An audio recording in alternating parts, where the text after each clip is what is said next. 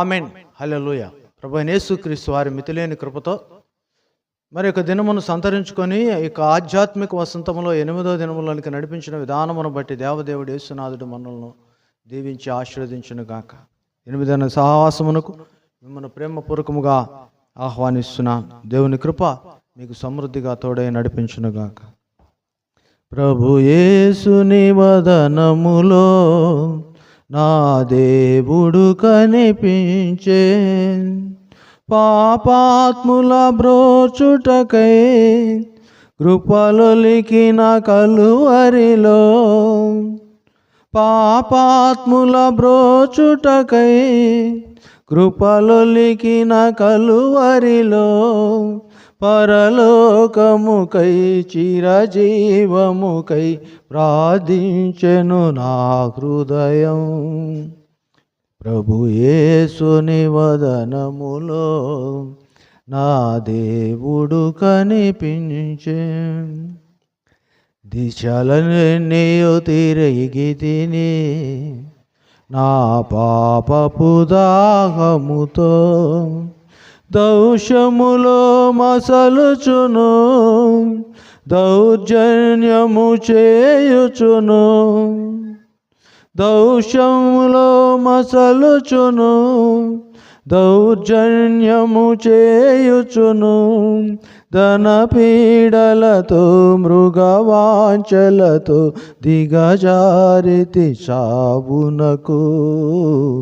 ప్రభు యేసుని వదనములో నా దేవుని కనిపించే, యేసుని రాజ్యములో భువికి తెంచెడి రోజు, ఈ పాపిని క్షమించి జ్ఞాపకముల బ్రోవుమని, ఈ పాపిని క్షమించి జ్ఞాపకముతో బ్రోవుమని, ఇలా వేడి తిని విలపించుచును ఈడేరును నా వినతి. ప్రభు యేసుని వదనములో నా దేవుడు కనిపించే, ప్రభు యేసుని వదనములో నా దేవుడు కనిపించే. దేవదేవుడు మనకు అనుగ్రహించిన యొక్క 8వ దిన సహవాసములో వ్యక్తిగతమైన వెలుగులోనికి మనల్ని ప్రభు నడిపించులాగన ప్రభు చేతికి అప్పగించుకుందాం. దేవుని కృప దయ మనకు తోడై నడిపించునుగాక. వ్యక్తిగతమైన వెలుగుని మనము జ్ఞాపకం చేసుకొనుచున్నా. ప్రతి గురువారం ప్రభువుని మనం వ్యక్తిగతంగా సంధించుటకు ఇచ్చిన యొక్క సదావకాశమును బట్టి దేవదేవునికి నిత్యము స్తుతియు కలుగునుగాక. The book of exodus chapter 3 verses 2 and 3. నిర్గమాకాండము 3వ అధ్యాయము 2-3 వచనాలని ధ్యాన భాగముగా ముందుకు తీసుకువెళ్తున్నాను. నిర్గమాకాండము 3వ అధ్యాయము 2-3 వచనాలు. ఒక పొద నడిమిని అగ్నిజ్వాలలలో యెహోవా దూత అతనికి ప్రత్యక్షమాయెను. అతడు చూచినప్పుడు అగ్ని వలన ఆ పొద మండుచుండెను, కానీ పొద కాలిపోలేదు. అప్పుడు మోషే, ఆ పొద ఎలా కాలిపోలేదో నేను ఆ తట్టు వెళ్ళి ఈ గొప్ప వింత చూచెదను అనుకొనెను. దేవునికి స్తోత్రం. ప్రియులారా గమనించండి, ప్రభువుపై ఆశ, దైవంపై ఆసక్తి, తండ్రి అయిన యెహోవా ఆజ్ఞను శిరసావహించాలి, సొంత జనులను స్వజనులను నేను రక్షించాలి అన్న భారముతో ఐగుప్తు రాజు అనిపించుకున్నట్టు కంటే దేవుని విషయమైన నింద మేలని అడుగులు వేసిన మోషే జీవితంలో కలిగిన యొక్క వెలుగు. ఈరోజు నీకున్న ఆశను, నువ్వు ఉంటున్న ఈ యొక్క ఉపవాస దీక్షను, ఈ నిష్ఠాగరిష్టమైన ఈ వ్రత దినమును ప్రభు నీకు మేలుకరముగా నిన్ను దర్శించి హెచ్చించుటకు ఇష్టపడుచున్నాడు. కనుకనే ఈ వాక్కును మరలా మనలో బయలుపరిచి బలపరుస్తున్నాడు. మోషేకి తన సొంత ప్రజలంటే ఎంతో మక్కువ. వారు అనుభవిస్తున్న బానిసత్వము నుంచి విడుదల చేయాలని తన శక్తి యుక్తుల ఆయన ప్రయత్నం చేస్తున్నాడు. ఇంకా మనం జ్ఞాపకం చేస్తే ఎంత త్యాగం చేశాడంటే, ఐగుప్తు రాజు లేకుంటే ఫరో కుటుంబ సభ్యునిగా, ఫరో కుమారునిగా ఉండాలన్న ఆశను వదిలేసి దాసుడును బానిసగా ఉండటం నాకు మేలు అనుకున్నాడు. ఆ బానిస ప్రజ కోసం, విడుదల కోసం ఆయన అహోరాత్రులు ప్రయాసపడ్డాడు, ఆలోచించాడు. తన ఆలోచన ప్రభు ముందు పెట్టడానికి ప్రభువే తనకున్న ఆశను బట్టి ప్రభు తను తీసుకున్నాడు. కనుకనే ఆశగల ప్రాణమును తృప్తిపరచునని కీర్తనాకారుడనే మాట నాకు గుర్తుకొస్తుంది, మీకు గుర్తు చేస్తున్నా. ఈ లోకములో చాలా ఆశలు ఉంటాయి. లోకాశలు ప్రభువులో నెరవేరం. లోకము యొక్క ఆశలను లోకం వైపు తిప్పటానికి అపవాదిని వానిని సంబంధులు మాత్రం ప్రయత్నం చేస్తారు. కనుక దైవికమైన ఆలోచన, దైవికం మీద ఆశ నెరవేర్చువాడు ప్రభు. నువ్వు దేనిని బలపరుచుకుంటావో దానిని మాత్రమే. కనుకనే రోమాపత్రిక 8వ అధ్యాయం స్పష్టంగా సెలవిస్తుంది, శరీర సంబంధుల శరీరమైన ఆలోచనలతో ఉంటారు, ఆత్మ సంబంధులు ఆత్మ సంబంధమైన ఆలోచనలతో ఉంటారు. శరీర సంబంధమైన ఆలోచన మరణము, ఆత్మ సంబంధమైన ఆలోచన నీ శరీరమును బలపరిచి ప్రభువులోనికి నడిపించి నిత్య జీవమును అందిస్తుంది. మోషే ఇది ఒక కార్యాచరణ పౌలు భక్తుడు అక్కడ సంఘమునకు అనగా మనకు ఆయన మాదిరికరముగా రాశాడు. దినమున మోషే భక్తుని యొక్క జీవితమును ప్రవక్త అయిన మోషే ప్రభు బిడ్డలను నడిపించాలి, వారికి విడుదల కలుగు చేయాలన్న ఆశ తనలో ఉన్నది. తన సొంత మార్గాలు ఆయన నడుస్తున్నాడు. అయితే ప్రభు ఆయన్ని ఆకర్షించాడు. ఐగుప్తు దేశంలో ఉన్న ప్రజలను విడిపించడానికి ముందు నువ్వు నా రూపానికి మారాలి, నీ ఆలోచన వదిలేయాలి, నువ్వు చూస్తున్న దాన్ని వదిలేయాలి, నువ్వు చేయదలుచుకున్న దాన్ని వదిలేయాలి. కానీ నువ్వు చేయాలన్న రక్షణ కార్యము నా రక్షణ కార్యమై ఉండాలి. నా ద్వారా ప్రజలను విడిపించాలని ఐగుప్తు నుంచి ఆయనని తన మామ అయిన ఇత్రో యొద్దకు నడిపించాడు. మిద్యాను దేశమునకు మోషే వెళ్ళిపోయాడు. దానికి 1,00,000 కారణాలు మనం చూడవచ్చు. లేదు, మనం అనుకున్న విధానములో బైబిల్ చరిత్ర చెప్తున్న కారణమై ఉండవచ్చు. ఏదేమైనా కానీ ప్రభు మార్గములో రావుటకు మోషే తనను తను సిద్ధపరుచుకున్న దినములు 1, 2 కాదండి, 40 దినములు మిద్యాను దేశములో మోషే నివాసము చేస్తున్నాడు. ప్రభు అక్కడ అతను దర్శిస్తున్నాడు. తన రూపం మారిపోయింది, తన ఆలోచన విధానం మారిపోయింది, తన భాష మారిపోయింది.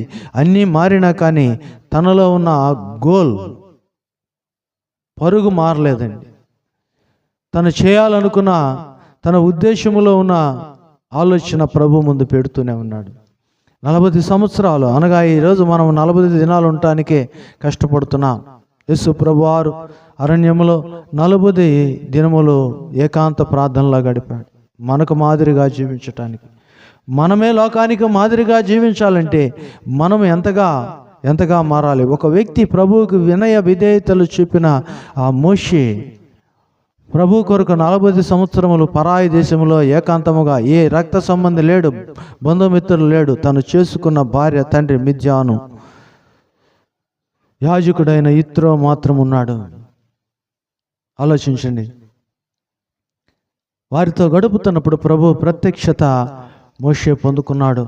ప్రభు వెలుగు మోషేలో అందించబడుతుంది, ప్రకాశిస్తుంది. ఏ విధంగా ప్రకాశించిందంటే నిర్గమాకాండము 3వ అధ్యాయము 2వ వచనములో ఒక పొద మధ్యలో అగ్ని జ్వాలలలోను యెహోవా దూత అతనికి ప్రత్యక్షమాయెను.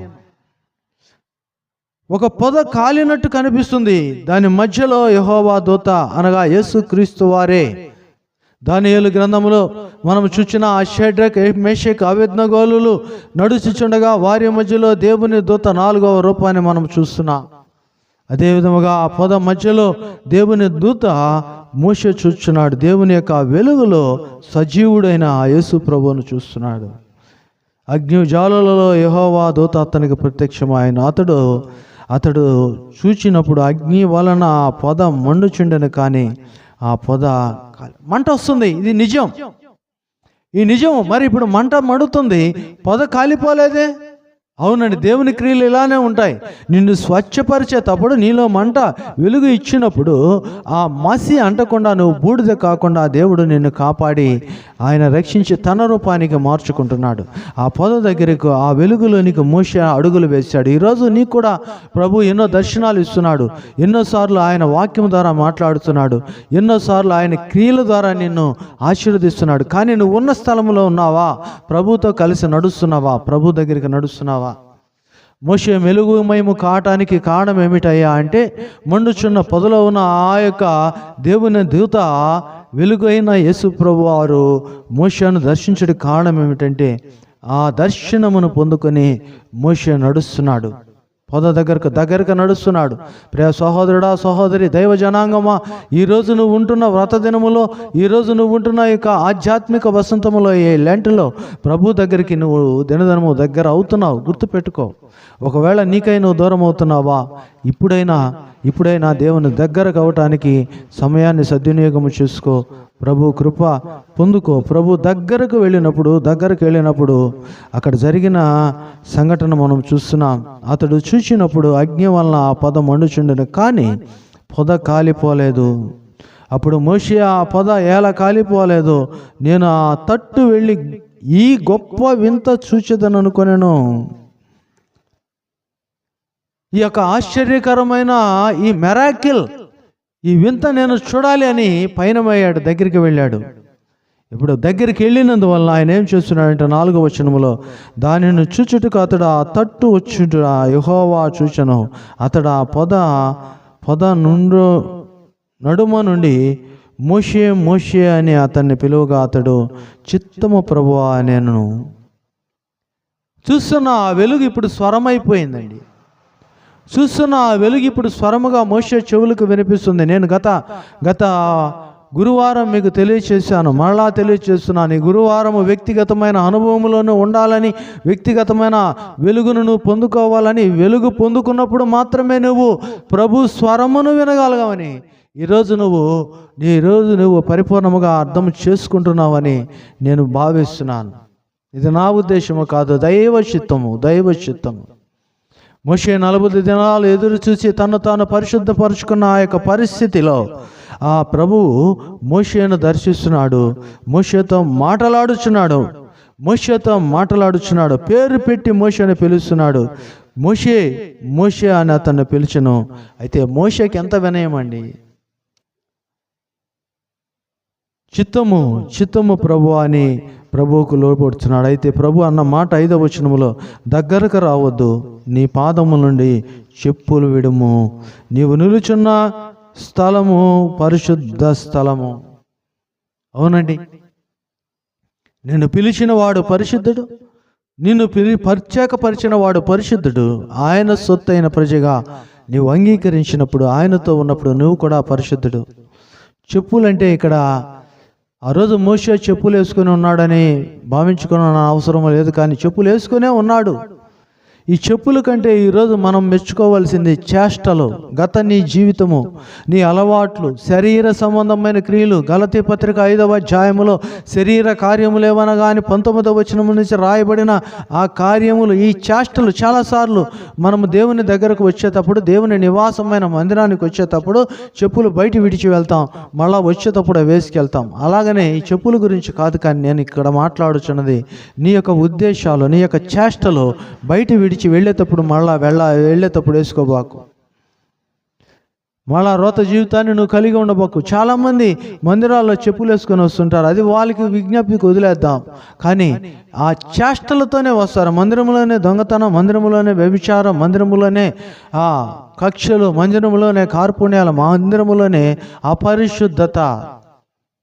ప్రభువే అన్నాడు, నా మందిరమును వ్యాపారపు టిల్లు చేశారు. కేవలము 4 గోడల మందిరము కాదు, లేదు ఆ రోజు ఉన్న తెర వంటి గుడారమైన మందిరము కాదు. నీ దేహమే దేవునికి ఆలయం.